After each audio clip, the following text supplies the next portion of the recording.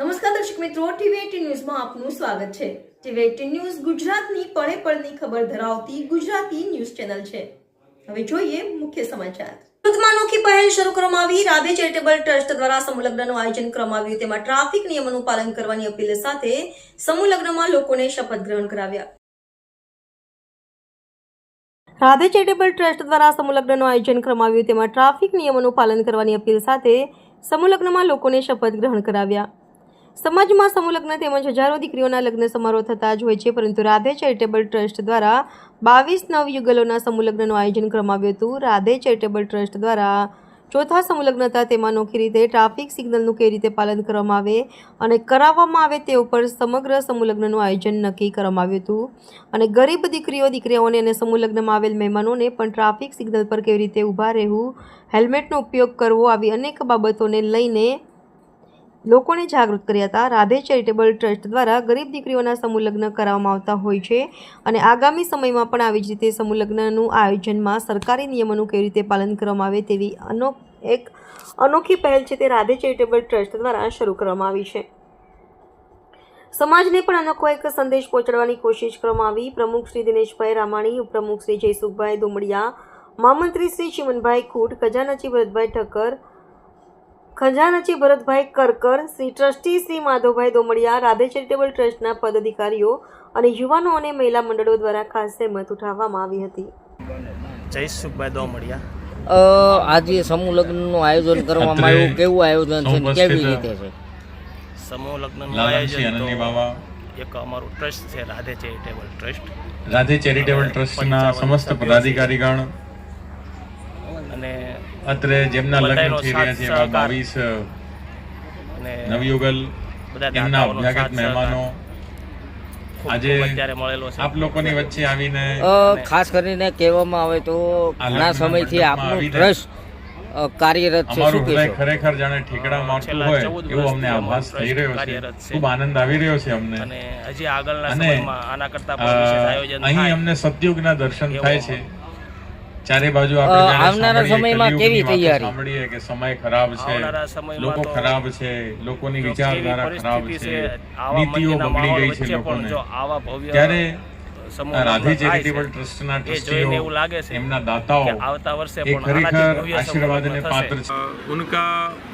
उनको सपोर्ट दे रहे हैं ये राधे चैरिटेबल ट्रस्ट वाले, तो हमको बहुत आनंद हो रहा है कि ये समझदार लोग आज भी दुनिया में हैं। कलयुग अभी आया नहीं है, हमको ये कहना है कि ऐसे आयोजन में आकर हमको विश्वास है कि हम सतयुग में जी रहे हैं कि जब एक व्यक्ति दूसरे की मदद कर रहा है। ऐसे में ठाकुर जी उन सबको खूब कृपा बरसावे और ट्रस्टियों का तथा जो भी नव दंपति 22 जोड़ों की शादी हो रही है उनको भी एक सुखद दाम्पत्य जीवन का हम अभिवादन देते हैं। वैष्णव संप्रदाय में एक बार समूह लगन का आयोजन किया था और दूसरी बार आप पधारे, क्या कहेंगे? पहली बार किया था आयोजन, ठाकुर जी की कृपा से ही वो आयोजन अभी 4-5 महीने पहले ही जनवरी में सूरत में हुआ था। वैष्णव संप्रदाय के 500 वर्ष के इतिहास में वो प्रथम आयोजन था और हम तो प्रभु से यही विनती करते हैं कि ये संप्रदाय मात्र ठाकुर जी की सेवा का तो यही है पर समाजोपयोगी भी है, तो आगे भी ऐसे आयोजन होते रहें, हमारी ठाकुर जी से यही विनती है। और उसके लिए हमने अभी से जाहिरात भी वर्ष 2026 में जनवरी के लिए कर दी है, तो जिन भी वैष्णव कन्याओं को उसमें भाग लेना हो वो ज़रूर से रजिस्टर कर सकते हैं, हमारा यही कहना है। नवयुगलों को क्या संदेश देना चाहते हैं? नवयुगलों को हम यही कहेंगे, एक दूसरे का मान करें, एक दूसरे का रिस्पेक्ट करें और कदापि जो गृहस्थ आश्रम के नियम हैं उनका खंडन न करें, भंग न करें। और पति पत्नी एक टीम होती है, जैसे कि क्रिकेट में 11 लोगों की एक टीम होती है, तो वैसे प्रभु ने क्रिकेट में कोई बैटिंग करता है तो कोई बॉलिंग करता है, तो वैसे पति में अंदर प्रभु ने कुछ गुण दिए हैं तो पत्नी में कुछ गुण हैं, तो एक दूसरे के गुण को मान रखें। और उनके जो परस्पर माता पिता हैं वो माता पिता ही हुए, जैसे पति है उनके माता पिता हैं तो पत्नी के माता पिता भी उनके माता पिता हो गए। और पत्नी के लिए भी यही चीज़ लागू होती है। तो शादी ही एक ऐसी व्यवस्था है जिसमें हमको दो माता पिता मिलते हैं। મારું નામ છે જીતુભાઈ મકવાણા। હાલો આજ રોજ સમૂહ લગ્નનું આયોજન કરવામાં આવ્યું, કેવું આયોજન હતું ને શું હતું?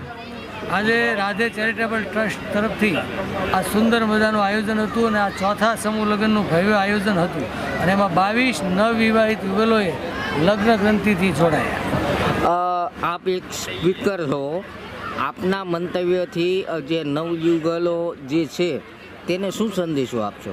આ નવવિવાહિત યુગલો છે અત્યારે તો જે નવા પરિણીત છે એમને વિનંતી ખાસ ટ્રાફિકના નિયમો પાલન કરે, જેથી અત્યારે હેલ્મેટ છે, રેડ સિગ્નલ છે, એનું ખાસ એ પાલન કરે અને એ વ્યસન મુક્ત રહે એવી એમને વિનંતી છે, પ્રાર્થના।